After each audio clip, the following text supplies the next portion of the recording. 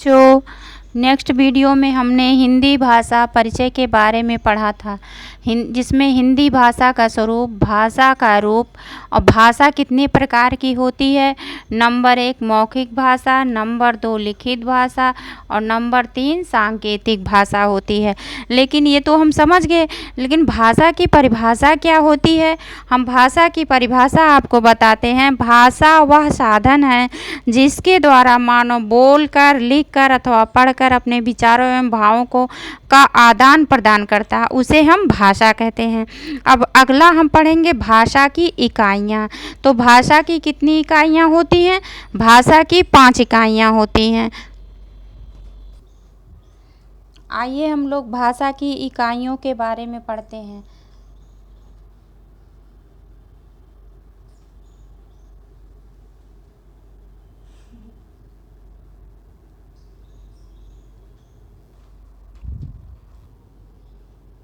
भाषा की इकाइयाँ, भाषा की 5 इकाइयाँ होती हैं। क्या क्या होती हैं? ध्वनि होता है, वर्ण होता है, शब्द होता है, पद होता है और वाक्य होता है। नंबर 1 क्या होता है? ध्वनि।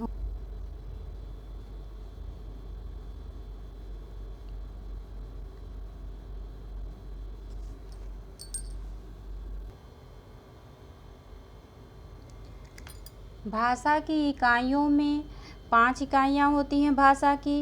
नंबर 1 ध्वनि, नंबर 2 वर्ण, नंबर 3 शब्द, नंबर 4 पद और नंबर 5 वाक्य।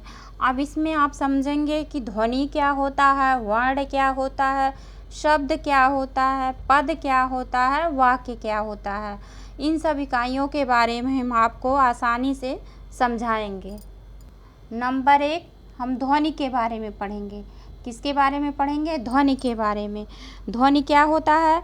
हमारे मुंह से निकलने वाली प्रत्येक स्वतंत्र आवाज़ ध्वनि कहलाती है। मौखिक भाषा में केवल ध्वनियों का ही प्रयोग होता है। मौखिक भाषा मतलब जो हम बोलते हैं भाषा, उसे हम मौखिक भाषा कहते हैं। उसमें हम क्या केवल ध्वनियों का प्रयोग करते हैं, अर्थात हम केवल बोलते ही हैं, उसे ध्वनि कहते हैं। नंबर 2 वर्ण।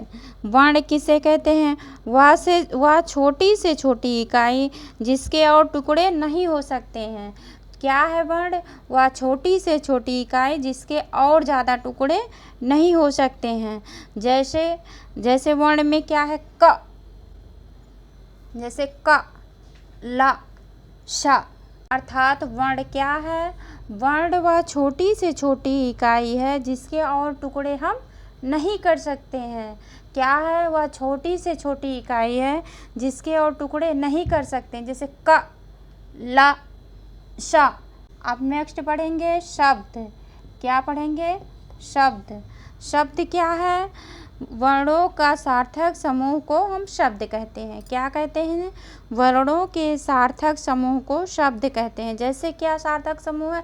उसका कोई अच्छा अर्थ निकले जिससे हम समझ सकें। जैसे क्या हो गया? क, म, ल। क्या हो गया? कमल। ये मिलकर क, म और ल मिलकर क्या हो गया? कमल। एक शब्द बन गया। चौथा क्या है? भाषा की इकाइयों में पद है। पद किसे कहते हैं? वाक्य में प्रयुक्त शब्द के व्यवहारिक रूप अथवा विभक्त युक्त रूप को पद कहते हैं। क्या कहते हैं? वाक्य में प्रयुक्त शब्द के व्यवहारिक रूप अथवा विभक्त युक्त शब्द को पद कहते हैं। जैसे सीता ने कहानी सुनाई, एक वाक्य हो गया। क्या हो गया? सीता ने कहानी सुनाई। इस वाक्य में सीता ने कहानी क्या है? सीता ने कहानी क्या कराई? सुनाई। ये क्या हो गया? पद हो गया। सीता ने कहानी क्या किया? सुनाया। तो क्या हो गया? ये पद हो गया। अब हम नेक्स्ट क्या पढ़ेंगे? वाक्य। नेक्स्ट पढ़ेंगे वाक्य। वाक्य किसे कहते हैं? शब्दों के मेल से जब एक पूर्ण विचार व्यक्त होता है तो वह शब्द समूह या वाक्य कहलाता है। क्या होता है वाक्य? शब्दों के मेल से जब एक पूर्ण विचार व्यक्त होता है तो वह शब्द समूह वाक्य कहलाता है। जैसे एग्जाम्पल क्या है? राम खेल रहा है। इसमें राम खेल रहा है अलग अलग शब्द है। इन शब्दों को निश्चित क्रम में रखने से वाक्य बनता है। अनिश्चित क्रम में नहीं रखना है तो वाक्य नहीं बनेगा। एक निश्चित एक सीरियल क्रम में रखने से वाक्य बनता है। परंतु जब इन्हीं शब्दों को निश्चित क्रम में एक साथ मिलाकर प्रयोग में लाया जाता है तो सार्थक बन जाता है। शब्दों का यही क्रमिक मेल वाक्य कहलाता है। अर्थात सार्थक शब्दों का क्रमिक मेल हम वाक्य कहते हैं।